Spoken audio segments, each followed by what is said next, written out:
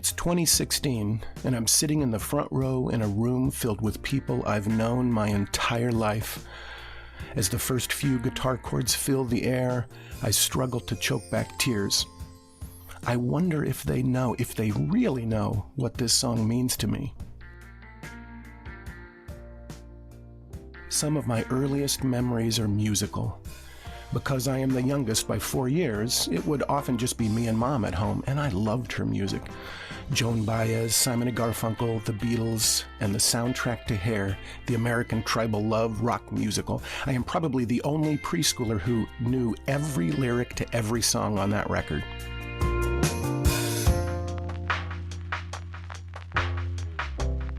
Mom loved life. She was a nurse, a poet, a cheerleader, an activist, and a member of the school board. She also struggled with mental illness nearly my entire life. I was born in October 1964 and named John after her beloved late president. A few months later, she had what was then called a nervous breakdown. Though it would go by different names, schizophrenia, manic depression, bipolar disorder, mental illness would follow her for life. And it would become my normal. Now, as the baby of the family, I was doted on by my parents and older sisters, and there was a lot that I was shielded from. Eventually, though, I came to see that things weren't quite right.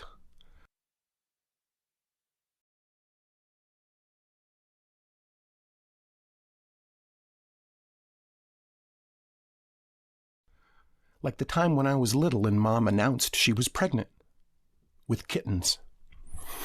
Or the time that she announced her candidacy for president in our small-town newspaper. Her running mate was going to be the Reverend Jesse Jackson, although I don't think he was in the loop on that one. And then there's the time she wanted to enlist my help to commandeer the Queen Mary, swing by Rome to pick up the Pope, and cruise the world spreading a message of joy and love to the world's brokenhearted.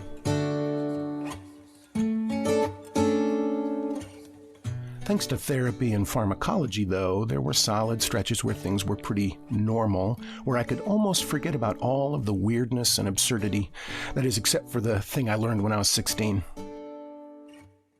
During an otherwise unremarkable conversation, Mom asked me casually if I'd ever considered that I might be the Messiah. The Messiah? Seriously? Are you shitting me?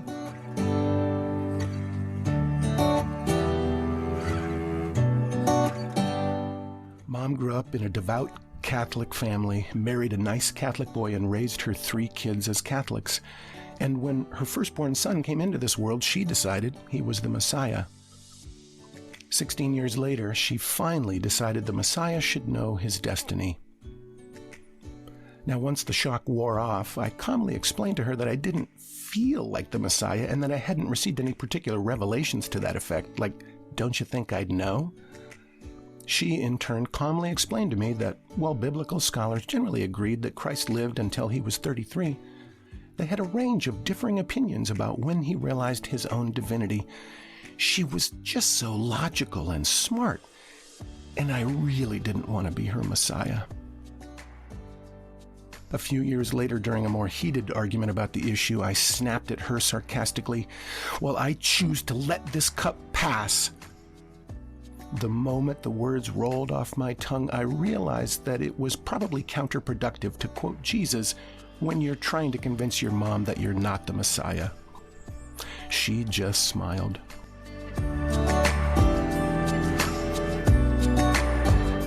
For so long, I was embarrassed and ashamed by my mom's behavior and beliefs. But over time, with work, reflection, and counseling, I was slowly able to let go of the shame and stigma, and I was able to just let it be.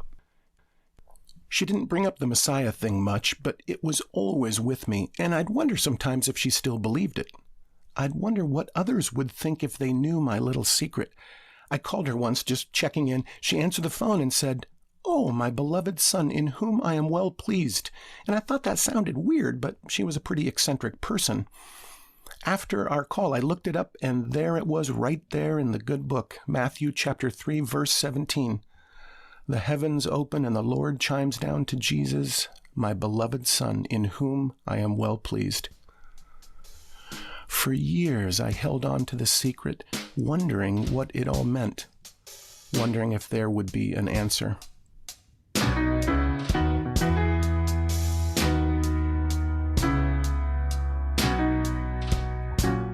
In my early 30s, I fell in love hard. And while that is an amazing story all by itself, here's the deal. The experience exploded my heart wide open. It exposed my emotional wiring to the world. I felt a deep spiritual connection to everything and everyone. And alone late one night on a long drive, I struggled to place a label on what I am feeling. It feels like I'm surrounded by cosmic energy, magic, spiritual love. And then I think, is this God? Am I surrounded by God? But that somehow seems too separate. Am I feeling God inside of me? But that still seems disconnected. Then, in a singular moment of clarity, it comes to me. I am God.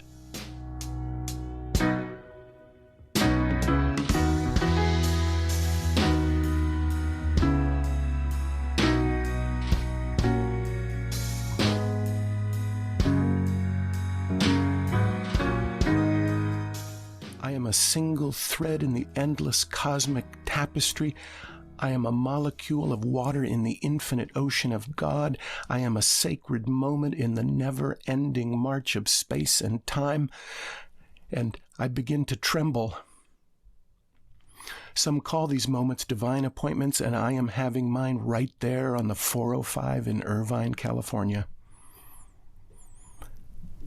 And as this all begins to wash over me and sink in, a second, deeper, more intimate truth occurs to me. Mom was right. In an absurd, illogical, and perfectly imperfect way, this is what she was telling me. I am divine. I am anointed. In this moment, I feel such deep gratitude. The nonsensical makes sense, and I finally understand her gift to me, her words of wisdom. I pull over and begin to weep. I am 33 years old.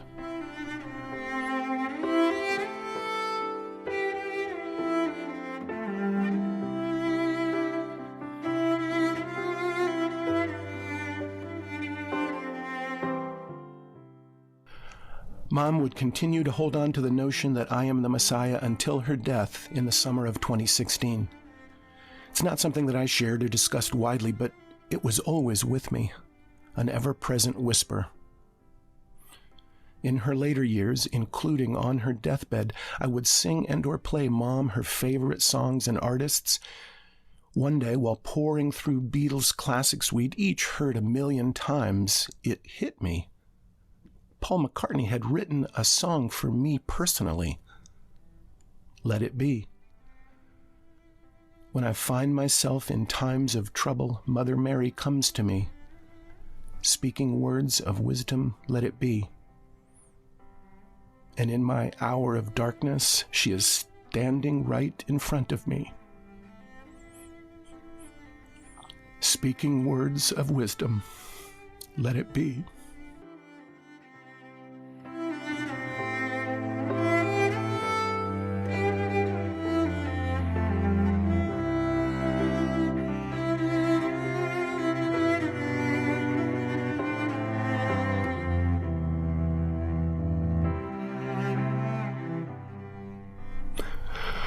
While he is on record as saying he wrote the song with his own mother in mind, he also embraces the fact that millions of fans interpret the song as an oblique reference to Mary, mother of the Messiah. I had always assumed the latter. While planning her memorial with my sisters, I knew there had to be music, and I knew there was one song which needed to be included. Would others understand the complex double meaning this song held for me? I didn't care.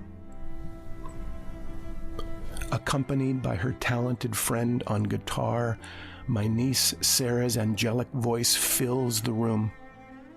I listen intently, breathing heavily, with tears streaming down my face.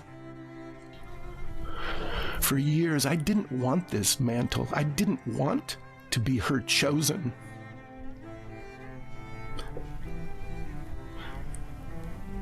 In the end, though, I mourn not only the loss of my mother,